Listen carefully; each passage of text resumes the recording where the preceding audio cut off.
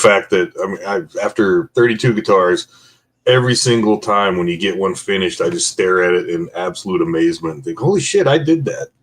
The accomplishment. There have been times when I didn't have anything else that gave me that sense of accomplishment, and I didn't realize when I was younger just how important that is to happiness. This is such a raw, direct shot of it. It just, Like, it's funny now, like how it's evolved, and I'm sure you're probably the same way, or I'm assuming, maybe I shouldn't. Like now when I see, so when I'm done with it, normally I just dealt with finishing, so I'm exhausted with the guitar at that point. Yeah. So when it's done, it's like, oh, thank God that shit's done. But for me, it's when I actually see a person that's very good at playing, like pick it up and start playing it, you're like, yeah, I did it. Like that's the moment now. It's like, holy cow. Yeah. Lewis and Mike from China Guitar were setting up a festival to kind of promote local talent and local builders. I think initially they planned to have it in a venue where the public could go, but lockdown happened and all that sort of stuff happened. So it ended up being a YouTuber event at Mike's house. So that's what that was. That's the one. There was a lot of demos and interviews on people's YouTube channels.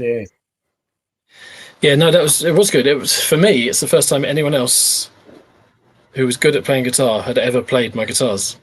Yeah. So it was quite eye-opening for me. There was one bit where they sounded amazing, and I remember chatting to you at the time, and you were so excited for what this what your guitar was sounding like. It was quite affirming, really. There was Mike Bradley who plays guitar, and he was like noodling away, just getting higher and higher up the board and bending notes. And I was like, "Oh God, don't choke out, don't choke out!" And thankfully it didn't, so that was good. But for me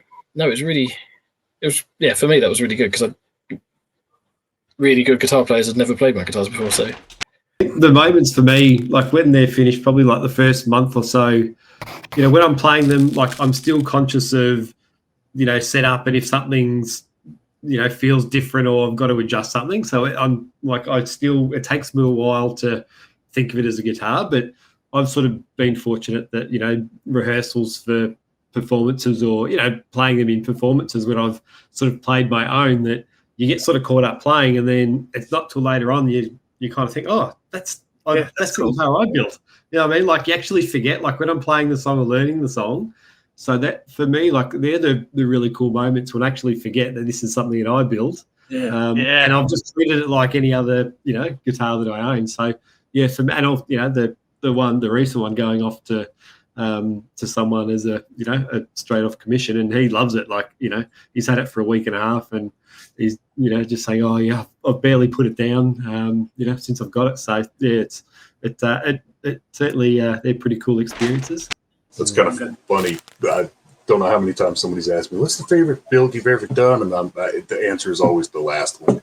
Yeah. I love it when you hear musicians say that about their music as well. I kind of understand it in that respect. It's a thing you feel passionate about at the time. Well, I mean, it's an evolution, and the latest is usually the greatest. It's going to be a little tough to say goodbye to that. However, I know who it's going to, so I can, There are times I'm like, I wish I hadn't sold that just yet. I wish I'd got more pictures before I did. But this one I could probably still have access to.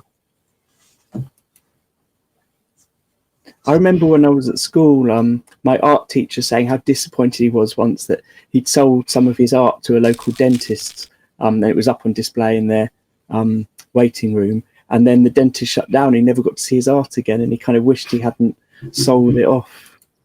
Ooh. And that sort of stuck with me, this idea of if you're making something, then once it's gone, it's gone.